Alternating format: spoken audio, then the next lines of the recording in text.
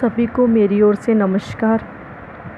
पहले तो मैं आपका बीए थर्ड हिंदी की क्लास में बहुत बहुत स्वागत करती हूँ। नई क्लास में नए सिलेबस के साथ आपका बहुत बहुत स्वागत है। और आज हम शुरू करने जा रहे हैं हिंदी की आपकी प्रथम क्लास। बहुत टाइम के बाद ये शुरू हो रही है क्लास। तो ये जो टाइम लगा है बीच में, इसका कारण सिर्फ ये है कि एक तो सिलेबस का थोड़ा ये हो रहा है कि शायद वो चेंज हो जाए और ना भी चेंज हो। कुछ कहा नहीं जा सकता अभी इसके बारे में। इसीलिए आज हम आपको जो करवाने जा रहे हैं, आपकी जो प्रथम क्लास लगेगी आज आपकी, वो होगा आपका पार्ट 2 समीक्षा सिद्धांत।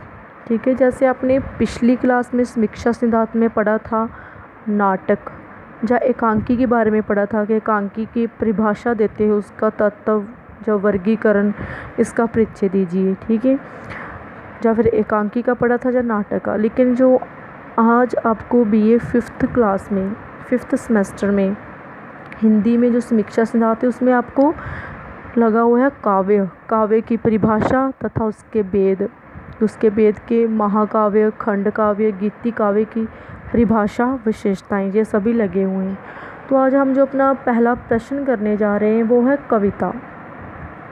जाने आप सब कविता से परिचित तो हो ही कि कविता क्या है। ठीक है, कुछ आप में से कुछ लोग ऐसे होंगे जो कविता लिखते भी हैं। ठीक है, वो इसके जानकार और भी ज़्यादा होंगे कि कविता क्या होती है। अगर हम एक छोटे शब्दों में कहें तो कविता भाव। ठीक है, वैसे तो हमारा बहुत सारा जो साहित्य है वो भावों पर ही डिपेंड है, लेकिन कविता जिसको हम कह सकते हैं कि एक किसी मनोभाव को कलात्मक रूप में किसी भाषा के द्वारा अभिव्यक्त किया जाता है। अर्थात कि जो हमारी एक फीलिंग है उसको हम कलात्मक रूप, कला का रूप कौन सा हो जाता है? कविता। ठीक है, कलात्मक रूप में किसी भाषा के द्वारा अभिव्यक्त किया जाता है। भाषा कोई भी, चाहे हिंदी, इंग्लिश हो या पंजाबी, उर्दू हो या संस्कृत। ठीक है, कि किसी भाषा के द्वारा हम उसको क्या करते हैं? अभिव्यक्त करते हैं। किसको? अपने मनोभावों को। किस ढंग से? कलात्मक ढंग से। ठीक है, अगर हम इसका कविता का शाब्दिक अर्थ लेके, जो शाब्दिक अर्थ से इसका क्या अभिप्राय है, तो हम इसका शाब्दिक अर्थ ले सकते हैं इसका काव्यात्मक रचना। कविता का शाब्दिक अर्थ है काव्यात्मक रचना, या कवि की कृति जो छंदों की श्रृंखलाओं से विधिवत बांधी जाती हैं। ठीक है, छंद समझते हो, चलो नहीं भी समझते होगे लेकिन वो हम करवा देंगे आपको, वो भी आपके सिलेबस में है। लेकिन इस सेमेस्टर में नहीं, नेक्स्ट सेमेस्टर में है छंद। लेकिन फिर भी आपने थोड़े बहुत +2 क्लास में तो पढ़े होंगे छंद। ठीक है, जिसमें अलग अलग प्रकार के छंद है, जैसे मात्रिक छंद आ जाता है, वार्णिक छंद आ जाता है, जिसमें वार्णिक में आ जाता है वर्णों के आधार पर। ठीक है, हम लिखते हैं। मात्रिक में मात्रा के आधार पर बनाए जाते हैं। चलो छोड़ो, ये छंद का टॉपिक काफ़ी लंबा है। आज हम बात कविता की कर रहे हैं कि कविता क्या है। तो इसमें जो हम प्रश्न है वो है एक तो कि काव्य की विभिन्न परिभाषाएं बताकर उसका स्वरूप निर्धारित कीजिए, या फिर भारतीय एवं पाश्चात्य विद्वानों द्वारा दी गई कविता की परिभाषाओं का उल्लेख करना है हमने।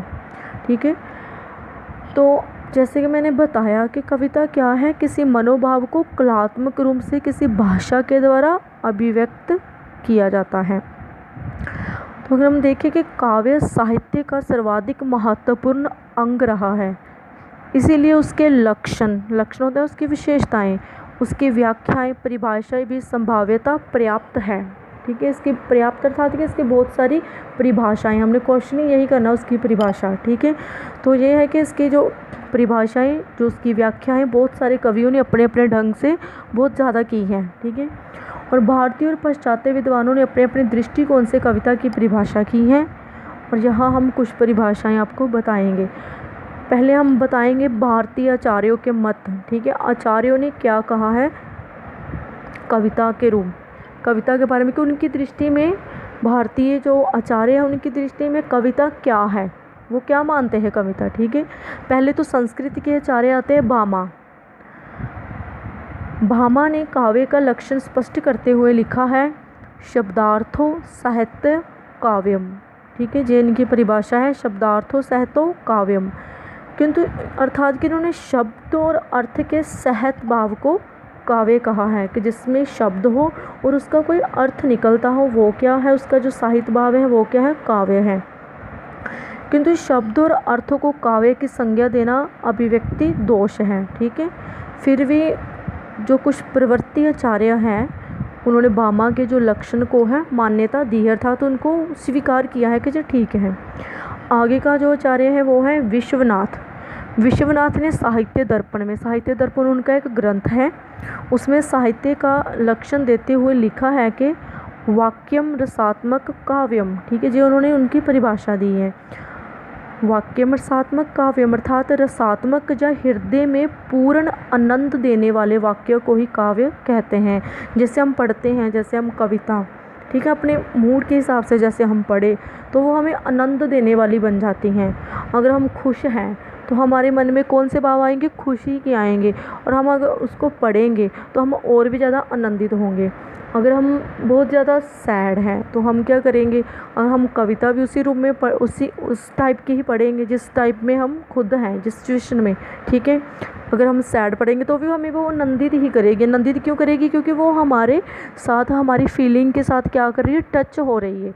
इसीलिए जो भामा उसने क्या कहा है कि हृदय में पूर्ण आनंद देने वाले वाक्यों को ही काव्य कहते हैं।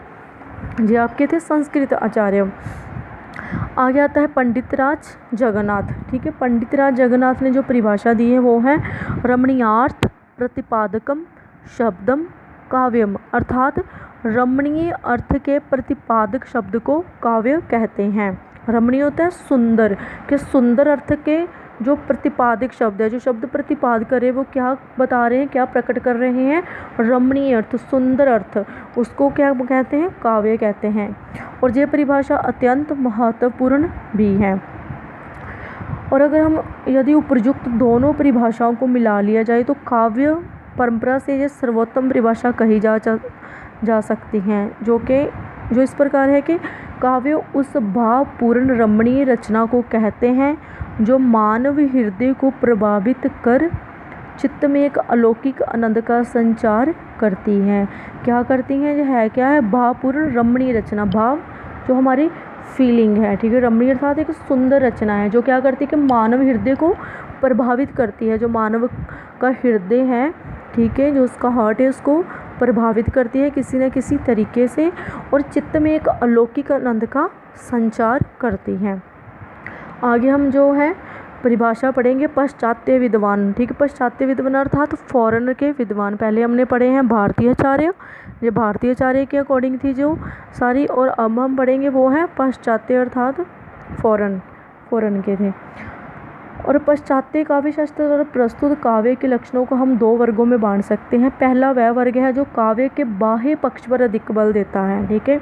बाह्य आ जाता है कि उसके शब्द किस प्रकार के हैं, इस प्रकार के होने चाहिए, उसमें अलंकार किस प्रकार के होने चाहिए, छंद किस प्रकार के होने चाहिए, ठीक है। ये पहला पक्ष है जो बाह्य पक्ष पर बल देता है। इस वर्ग में प्लेटो आ जाते हैं, अरस्तु, हॉडसन, जॉनसन, मैथ्यू आर्नोल्ड आदि विद्वान आते हैं। और दूसरा वह वर्ग है जो काव्य के आत्म तत्व पर बल देता है। आत्म क्या होता है, आंतरिक तत्व, कि उसका जो अंतर था तो उसका जो अर्थ है, एक तो देता बाह्य पर, ठीक है। बाह्य तो उसका आ जाता है, उसका बाहर का रूप किस प्रकार का होना चाहिए, ठीक है, जो पाश्चात्य विद्वानों ने दिए दो रूपों में, एक बाह्य और दूसरा आंतरिक। आंतरिक में उसका, आंतरिक को हम अर्थ की दृष्टि से देख सकते हैं कि अर्थ की दृष्टि से वे क्या कहना चाहते हैं। इस वर्ग में रोमांटिक काव्य धारा के कवि और आलोचक आते हैं, जिनमें वर्ड्सवर्थ हैं जो किस पर बल देते हैं, आत्म तत्व पर। कॉलरिज है, शैले है, लेनर्ड और एडगर एलन पो आते हैं। कुछ विद्वानों के मत यहाँ प्रस्तुत हैं। पहला आते हैं अरस्तु। क्या अरस्तु ने कैसा माना है कविता को, कि कविता की परिभाषा क्या दी है, ठीक है। उन्होंने कहा है कि काव्य कला भाषा के माध्यम से प्रकृति का अनुकरण है। जो अरस्तु हैं इन्होंने एक अनुकरण सिद्धांत दिया है। ये मानते हैं कि ये जो चीज़ें हैं, जहाँ जो इस जो हम लिखते हैं, ठीक है, कोई भी चीज़ हम लिखते हैं, वो सारी चीज़ों को इन्होंने अनुकरण माना है। किसका? प्रकृति का। प्रकृति समझते हो ना, कुदरत का अनुकरण माना है। अनुकरण अर्थात नकल मानी है। तो ये क्या कहता है कि काव्य कला भाषा के माध्यम से, अर्थात कि हम किसी भाषा का प्रयोग करते हुए क्या करते हैं? प्रकृति का अनुकरण करते हैं, नकल करते हैं। तो वो मानता है कि ये चीज़ें सारी पहले ही प्रकृति में मौजूद हैं, तो हम जो हमें फील होता है तो हम उसको जब लिखने बैठ जाते हैं भाषा के माध्यम से, तो वो उसको मानता है कि ये सिर्फ़ और सिर्फ इमिटेशन है, प्रकृति का अनुकरण है। ठीक है, इन्होंने कविता को क्या माना है? प्रकृति का अनुकरण अर्थात प्रकृति की नकल माना है। आगे आता है डॉक्टर जॉनसन ने कविता की परिभाषा करते हुए कहा है, कविता वह कला है जो कल्पना की सहायता से विवेक द्वारा सत्य और आनंद का संयोजन करती हैं। ठीक है, क्या है कि वह कला है जो कल्पना की सहायता से, अब देखो कि इसमें जो एक तत्व कल्पना भी जुड़ जाता है। ठीक है, जब हम लिखते हैं कविता तो उसमें हम कल्पना भी जोड़ते हैं, उसकी सहायता भी लेते हैं। तो कल्पना की सहायता से विवेक द्वारा, विवेक होता है हम बुद्धि द्वारा, ठीक है, बुद्धि अर्थात दिमाग की शक्ति के द्वारा क्या करते हैं? सत्य और आनंद का संयोजन करते हैं। ये किसके द्वारा है? डॉक्टर जॉनसन के द्वारा। ये हम बाह्य पक्ष पर ही बल दे रहे हैं। ठीक है, आगे आता है वर्ड्सवर्थ। जो वर्ड्सवर्थ है इन्होंने आंतरिक पक्ष पर बल दिया है। ये देखो कि कविता उत्कृष्ट अनुभूतियों का सहज उच्छलन है। अनुभूतियाँ आ गई ना इसमें, अनुभूतियाँ क्या है? आंतरिक। इन्होंने आत्म तत्व पर बल दिया, जो हमने पहले पढ़े हैं अरस्तु, जॉनसन, इन्होंने किस पर बल दिया है? बाह्य तत्व पर। और जो वर्ड्सवर्थ है आंतरिक तत्व पर बल देते हैं कि अनुभूतियाँ, अर्थात कि कविता क्या है? उत्कट अनुभूतियाँ का सहज उच्छलन है, कि जो हमारी उत्कट अनुभूतियाँ हैं, जो अनुभूति, वो अनुभूतियाँ जो हमें कहती है कि हम कुछ लिख लें, उसको उतार दें और खुद मुक्त हो जाए उस चीज़ को, वो क्या है? उत्कट अनुभूतियों का सहज उच्छलन है। ठीक है, आगे आता है कॉलरिज। कॉलरिज ने, प्रसिद्ध कवि और लोचक कॉलरिज ने कहा है, कविता ऐसी रचना है जिसमें श्रेष्ठतम शब्द श्रेष्ठतम क्रम में प्रयुक्त होते हैं। अर्थात कि इसमें क्या है कि जो श्रेष्ठ शब्द हैं, शब्द भी कई प्रकार के होते हैं, जैसे श्रेष्ठ है, कुछ हीन है, कुछ इस प्रकार के, तो वो क्या कहते हैं कि श्रेष्ठतम शब्द श्रेष्ठतम क्रम में प्रयुक्त होते हैं। ठीक है, उसका क्रम श्रेष्ठतम होता है। ये क्या है? कविता। आगे जो वाल्तेयर, वाल्तेयर कहते हैं, ये फ्रांसीसी की लेखक है। ठीक है, कि कविता गद्य की अपेक्षा कम शब्दों का प्रयोग करके बहुत अधिक कहने की क्षमता रखती है। आप लोग ने गद्य में पढ़ा है, कहानी पढ़ी है, नाटक पढ़ा है, एकांकी पढ़ा, आपने देखा है कि यहाँ पर जो अपनी जो हम भावों को प्रकट करते हैं खुला, थोड़ा खुले शब्दों में करते हैं, बहुत ज़्यादा लिखते हैं। लेकिन हम कविता में क्या करते हैं? कम शब्दों में अधिक। ठीक है, कविता का ये एक तत्व है कि हम, ये एक विशेषता है इसकी, कि हम कम शब्दों में अधिक कहने की क्षमता रखते हैं। ठीक है, क्योंकि हम छोटी कविता है कि छोटी कविता में पढ़े तो उसके अलग अलग अर्थ लगाते हैं अपने ओर से। ठीक है, तो ये वाल्तेयर का कथन है। आगे आता है पी.बी. शैली। पी.बी. शैली लिखते हैं कि कविता सर्वमुखी और सर्वोत्तम मनों के सर्वोत्तम और सर्व सुखपूर्ण क्षणों का लेखा है। क्या है? सर्वमुखी, अर्थात इसमें सभी प्रकार के मुख, और सर्वोत्तम मन, सर्वोत्तम अर्थात सबसे अच्छा मन, और उसमें क्या है? सर्वोत्तम और सर्व सुखपूर्ण क्षणों का लेखा है। तो आगे हम देखते हैं कि चैम्बर्स शब्दकोश में क्या लिखा गया है, कविता की परिभाषा क्या दी गई है। चैम्बर्स शब्दकोश में दी गई है कि कल्पना और अनुभूति से उत्पन्न विचारों को मधुर शब्दों में अभिव्यक्त करने की कला कविता है। क्या करते हैं? कल्पना और अनुभूति से उत्पन्न, एक तो कल्पना ऐड हो जाती है, दूसरी अनुभूति, भाव। ठीक है, इन दोनों से उत्पन्न विचारों को किन शब्दों में प्रकट करते हैं? मधुर शब्दों में अभिव्यक्त करना ही कला है या कविता है। आगे आते हैं हिंदी विद्वानों के मत। पहले हमने पढ़े हैं भारतीय आचार्य अर्थात संस्कृत के आचार्य, दूसरा पढ़ा है पाश्चात्य विद्वान, पाश्चात्य अर्थात फॉरेन के। अब आता है हिंदी। ठीक है, जो हिंदी साहित्य से रिलेटेड कवि हैं, उन्होंने क्या विचार विमर्श दिया है कविता के बारे में। पहले हैं डॉक्टर श्याम सुंदर दास। वो बोलते हैं कि काव्य वह है जो हृदय में आनंद या चमत्कार की सृष्टि करे। ठीक है जी, इनका कथन है कि काव्य क्या है? जो हृदय में क्या कर दे? आनंद उत्पन्न कर दे या फिर चमत्कार की सृष्टि करे। दूसरा है डॉक्टर गुलाब राय। गुलाब राय कहते हैं कि काव्य संसार के प्रति कवि की क्या है, भाव प्रदान, कवि का है जो भाव, ठीक है, कवि के भाव प्रदान मानसिक प्रतिक्रियाओं की श्रेय को प्रेय देने वाली अभिव्यक्ति है, ठीक है, जो उसकी मानसिक प्रतिक्रियाएं हैं उस श्रेय को क्या देना है, प्रेय देने वाली अभिव्यक्ति क्या है, कविता है। आगे आते आचार्य रामचंद्र शुक्ल, ठीक है, आचार्य रामचंद्र शुक्ल की परिभाषा बहुत ज़्यादा महत्वपूर्ण है। वो बोलते हैं कि जिस प्रकार आत्मा की मुक्त अवस्था ज्ञान दशा कहलाती है, आत्मा की मुक्त अवस्था क्या कहलाती है, ज्ञान दशा, उसी प्रकार हृदय की मुक्त अवस्था रस दशा कहलाती है। और हृदय की इसी मुक्ति की साधना के लिए मनुष्य की वाणी जो शब्द विधान करती आई हैं उसे कविता कहते हैं। देखो कि जिस प्रकार हम आत्मा की मुक्त अवस्था की जिस प्रकार बात करते हैं, तो उसमें जैसे आत्मा की मुक्त अवस्था था तो शून्य में चले जाना, ठीक है, शून्य को पा लेना। शून्य कौन है, वो परमात्मा, ठीक है। जब हम परमात्मा को पा लेते तो क्या होता है, ज्ञान, ठीक है, ज्ञान हमें हो जाता है। तो इन्होंने कहा कि जिस प्रकार आत्मा की मुक्त अवस्था, क्या आत्मा की जो मुक्ति की अवस्था है वो क्या कहलाती है, ज्ञान दशा, कि हमें उस संदर्भ में हमें ज्ञान प्राप्त हो जाता है, ठीक है।